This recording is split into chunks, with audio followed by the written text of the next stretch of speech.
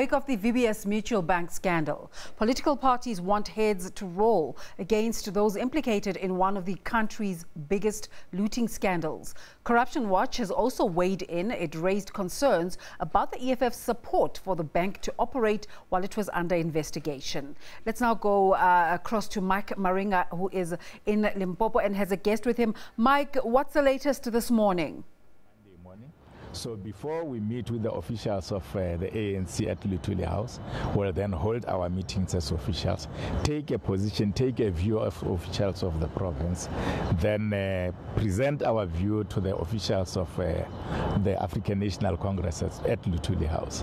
Why are these two leaders of your party implicated? I understand you had a meeting with the ANC's top six earlier on this year, where the president of the country was very livid and angry, saying that some of your members are coming up with excuses and not being truthful on the matter of VBS. Today they are implicated, their names are on that report.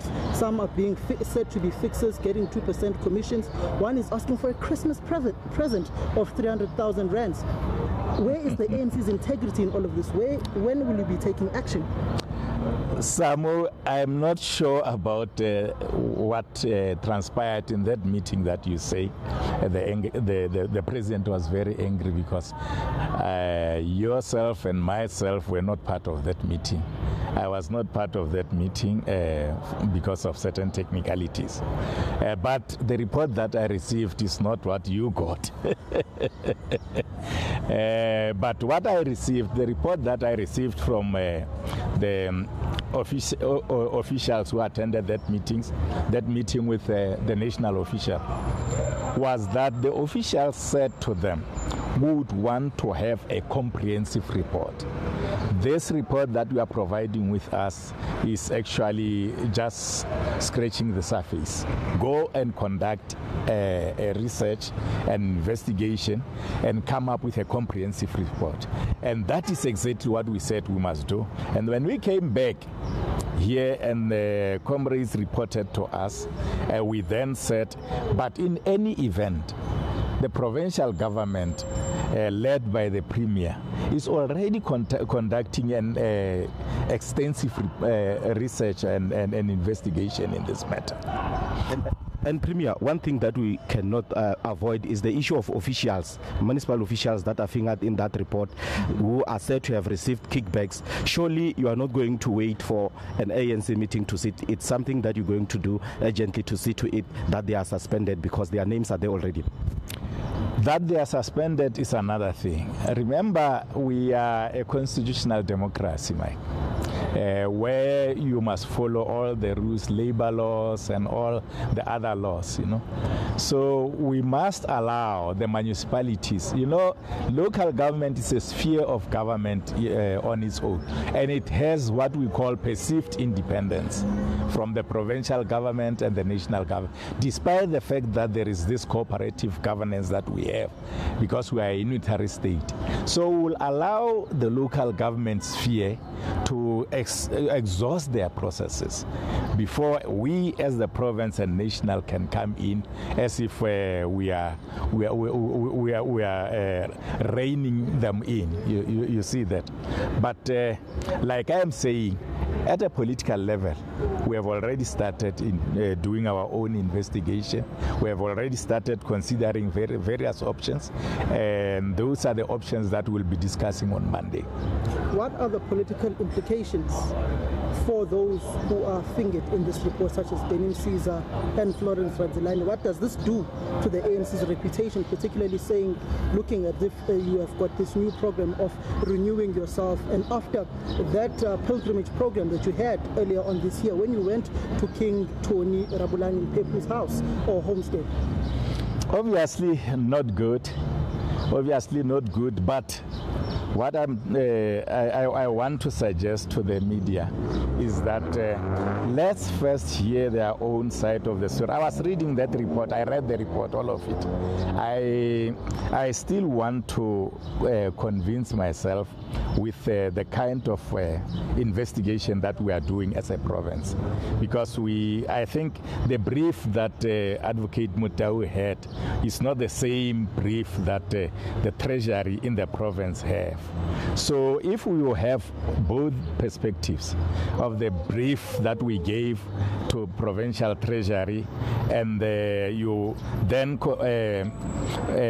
sort of make an analysis of both reports, the Mutawi report and the Treasury report, I think you'll come up with a very informed decision, a decision that will then give both parties a chance to respond.